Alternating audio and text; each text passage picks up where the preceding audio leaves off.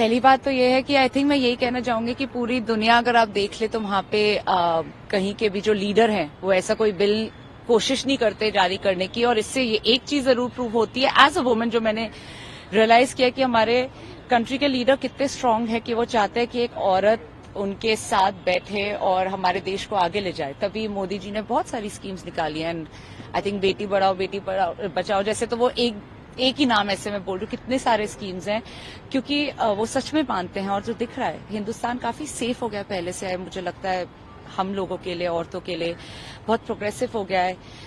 ज्यादातर औरतों की टीम थी इसरो तक में, तो आई थिंक अब टाइम आ गया है कि औरतें पॉलिटिक्स भी ज्वाइन कर ले एंड अब आ जाएं।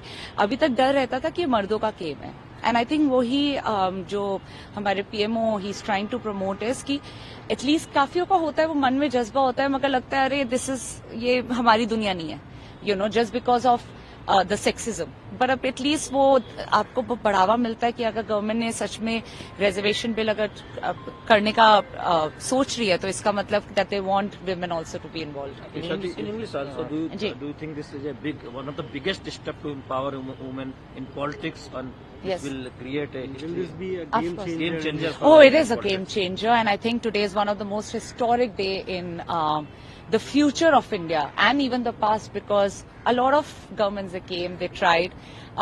It did not happen. It wasn't successful to have a women's reservation bill.